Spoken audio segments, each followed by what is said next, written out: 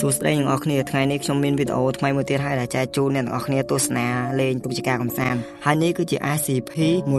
169ត្រូវបានគេសន្មតថាជា Arthropod សមុទ្រនៃទំហំដ៏ធំសម្បើមដែលត្រូវបានគេស្គាល់ថាជា Leviathan ដោយជំនោរនាវិកនិងប្រវត្តិផ្ទាល់មាត់សន្មតថាត្រូវបានគេរកឃើញដល់ក្រុមការងារចល័តក្រែនម៉ាសិចអង្ឡុងពេលស៊ើបអង្កេតលើសកម្មភាពមិនធម្មតាក្នុងកំឡុងពេលនោះនៃការស៊ើបអង្កេតរបស់ V16 ត្រូវបានគេរកឃើញថាប្រជុំកោះបានផ្លាស់ទីយ៉ាងហោចណាស់3គីឡូម៉ែត្រពីទីតាំងដើមរបស់វាទោះបីជាដំបូងគេជឿថាបណ្ដាលមកពីការរសាត់តាមទ្វីបលឿនខុសពីធម្មតាក៏ដោយបេសកកម្មឆ្លូកយកការបានបង្ហាញពីប្រជុំកោះនេះថាជាបន្ទះថ្មដែលមានរាង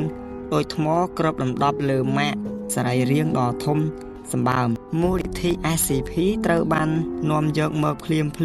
ដើម្បីចាប់ផ្ដើមការគ្រប់គ្រងការគំរាមកំហែងអ្នកវិទ្យាសាស្ត្រមូលដ្ឋានប៉ាន់ស្មានប្រវែងរបស់វាគឺ SCP 169មានប្រវែង 8000 គីឡូម៉ែត្រហើយអាយុរបស់វាមាន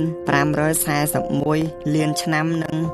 4.6 ពាន់លានឆ្នាំសត្វនេះត្រូវបានគេគិតថាមានតាំងពីសម័យខេមប៊ីនមិនមានគំរូផ្សេងទៀតត្រូវបានរកឃើញទេស្ទើរតែគ្មានអ្វីត្រូវបានគេដឹងអំពីទម្លាប់របស់ SCP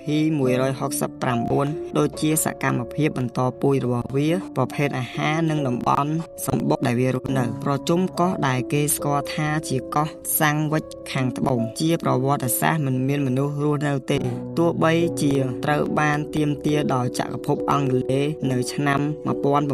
1775នៅពេលប្រគល់ទៅឲ្យមូលនិធិ SCP កោះនេះត្រូវបានជន្លៀសចេញដោយមូលហេតុនៃការឡើងកម្រិតទឹកសមុទ្រទោះបីជាប្រជុំកោះនៅលើនីវ៉ូទឹកសមុទ្រអស់រយៈពេលជាច្រើនពាន់ឆ្នាំក៏ដោយការផ្លាស់ប្ដូរជម្រៅណាមួយរបស់ SCP